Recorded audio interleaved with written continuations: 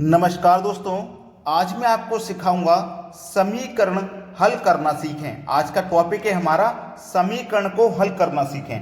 Video को पूरा देखोगे तो सारे डाउट निकल जाएंगे समीकरण वाले। तो चलिए स्टार्ट करते हैं। सबसे पहला किस तरीके का समीकरण होता है वो सीख लो। सबसे बेसिक से स्टार्ट करूंगा। तो x प्लस 5 इक्वल टू 10, इसको हमें सरल करना है। ठीक है, अब इसको जब मैं सरल करूंगा तो मैं आपको देखो x का मान बताऊंगा। तो x हमारा एक चर है, तो x जो चर है उसको एक साइड में रहने देंगे क्योंकि प्लस का है। अब मैं क्या करूंगा, ये जो प्लस का 5 है इसको बराबर के इधर भेजना है। कोई भी संख्या को बराबर से इधर ले आओ, लेफ्ट से राइट ले जाओ, राइट से लेफ्ट ले जाओ, साइन चेंज हो जाता है। तो मैं इस 5 को, प्लस के 5 को लेफ्ट से राइट ले जाऊंगा तो ये प्लस का है, इधर आके माइनस का हो जाएगा। तो देखो बराबर का 10 पहले से है इधर। अब मैं इसको जब इधर ले जाऊंगा ना तो इसका साइन चेंज हो जाएगा, माइनस का 5 हो जाएगा। ठीक है, तो बस x बराबर 10 में से हम -5 कर देंगे तो हमारे पास क्या बचेगा, 5 बचेगा। तो x का मान हमारा कितना है, 5। ये सबसे छोटा बेसिक था।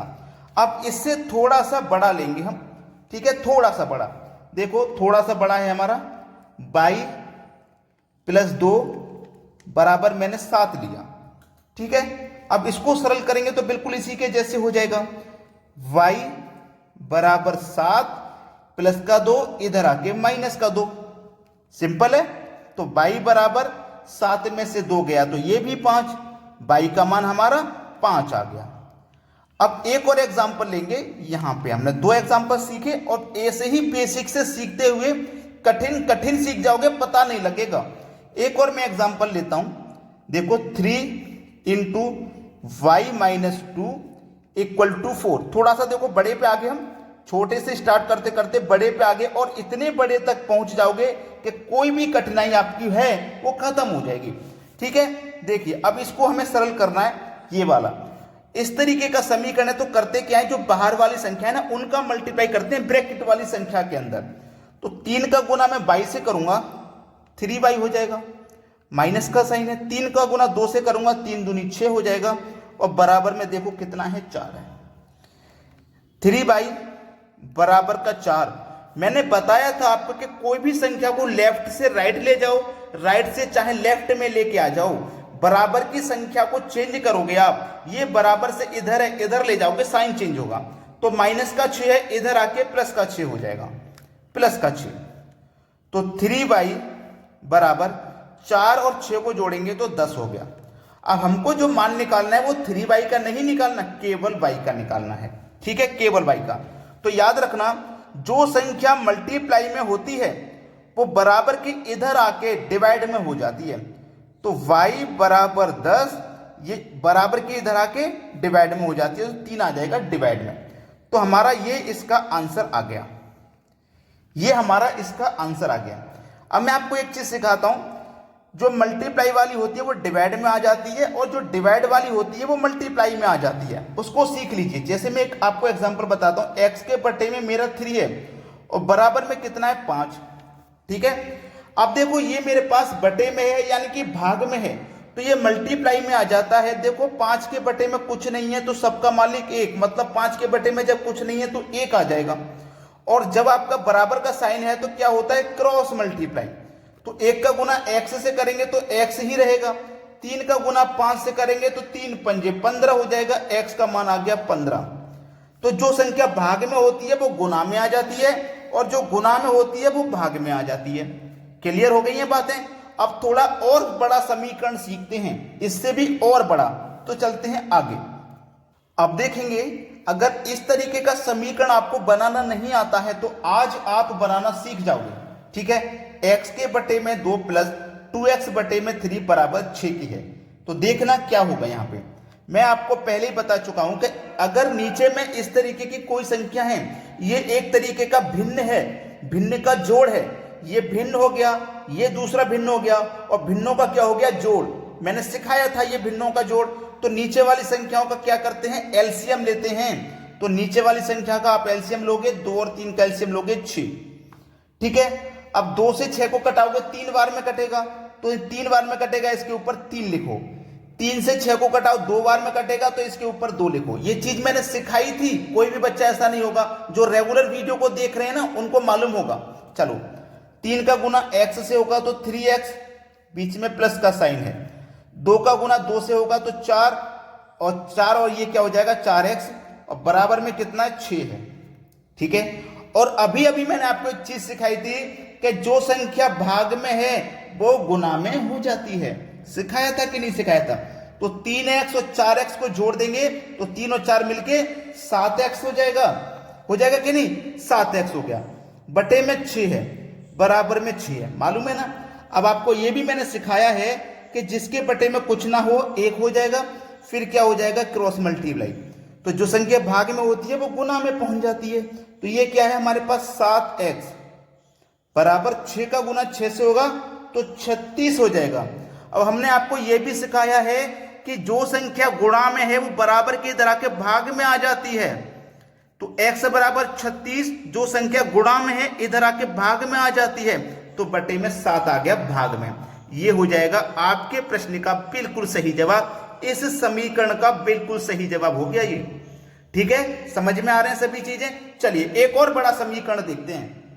अगला प्रश्न है, यहां पे देखोगे थोड़ा बड़ा समीकरण है। ऐसे समीकरण में आके बच्चों को डाउट हो जाता है कि भाई ये तो कठिन है, मैं नहीं कर पाऊंगा, ऐसे छोड़ के चलने जाते हैं। छोड़ के आज के बाद नहीं जाओगे और आपको ये लगेगा कि समीकरण करने को आ गया, इसे तो मैं सबसे पहले करूंगा क्योंकि आज आपको अच्छे से सिखा दूंगा। ऐसा समीकरण है, करोगे क्या? मैंने बताया था ना कि ब्रैकेट से बाहर ये संख्या है तो 20 ये मल्टीप्लाई में 20 का मल्टीप्लाई x से भी करोगे, 20 का मल्टीप्लाई 2 से भी करोगे, बताया हुआ है।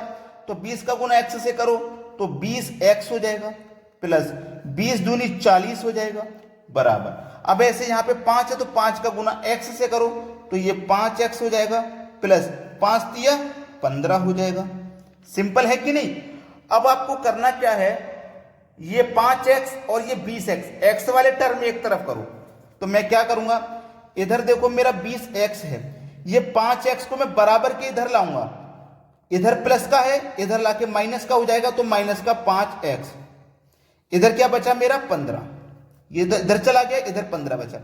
अब इस 40 को, इस प्लस के 40 को मैं इधर लाऊंगा तो माइनस का 40 हो जाएगा। अब मेरे x वाले टर्म एक तरफ हो गए, बिना x वाले एक तरफ हो गए। 20x में से 5x घटाऊंगा, 15x बचेगा, बराबर प्लस का 15 माइनस का 40, तो माइनस के 40 में से प्लस का 15 घटेगा, माइनस का बचेगा 25। क्लियर है सभी को? अब x बराबर माइनस का 25, क्या बताया था मैंने? जो संख्या गुणा में होती है बराबर के इधर आके भाग में आ जाती है, सिखाया था।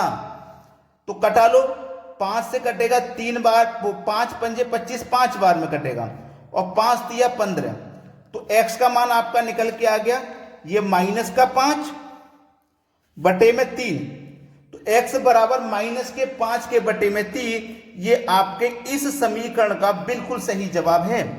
क्या अब भी नहीं कर पाओगे इस समीकरण को? अब इससे भी थोड़ा और बड़ा समीकरण देखेंगे, इससे भी बड़ा। ठीक है, चलिए अब देखते हैं आगे। अगला समीकरण है, और यह समीकरण पिछले वाले समीकरण से बड़ा लगेगा क्योंकि इसमें संख्याएं बड़ी हैं, थोड़ी आसान है क्योंकि इसमें पहले से ही हमें संख्याएं ब्रैकेट के बाहर दी गई हैं। ठीक है, तो देखो करेंगे क्या इसमें, ये हमारा 5 है, ये 25 है, तो बाई वाले टर्म हम एक तरफ करेंगे। तो चलिए इधर देखो, पहले से 25 का बाई है, 25 बाई, ये 5 बाई है, बराबर के इधर प्लस का है, बराबर के इधर ले जाऊंगा तो माइनस का 5 बाई हो जाएगा। इधर पहले से क्या था 20 था, है ना। अब मैं इस 30 को, प्लस के 30 को बराबर के इधर लाऊंगा तो प्लस का 30 माइनस का 30 हो जाएगा कि नहीं? बाई वाले टर्म एक तरफ, बिना बाई वाले एक तरफ। अब देखो 25 बाई में से 5 बाई घटेगा तो 20 बाई बचेगा, माइनस का 30 माइनस का 20 मिलके माइनस का 50 हो जाएगा। ठीक है, इतना क्लियर है ना। हमने आपको बताया था कि जो संख्या गुणा में होती है वो बराबर के दूसरी तरफ जाके डिवाइड में हो जाती है, बताया था। तो बाई के बराबर में इधर क्या है, माइनस का 50, ये 20 है ना, ये बराबर के इधर आके डिवाइड में हो जाएगा 20, तो बाई की वैल्यू इतनी दी गई है। ठीक है, बाई बराबर कितना है, माइनस के 50 के बटे में 20, यही तो है बाई के बराबर। चाहे ऐसे लिख लो चाहे ऐसे लिख लो। अब ये कट सकता है तो कटा दो, 0 से कट गया 0, तो y की वैल्यू बची कितनी, -5/2। बस ये हो गया आपके सवाल का सही जवाब। क्या आपने वीडियो को अभी तक लाइक नहीं किया है? नहीं किया है तो कर दीजिए। शेयर नहीं किया है तो भैया शेयर जरूर कर देना। बहुत बच्चे ऐसे होते हैं जो इनको सॉल्व नहीं कर पाते हैं, शेयर जरूर कर देना। ठीक है दोस्तों, धन्यवाद।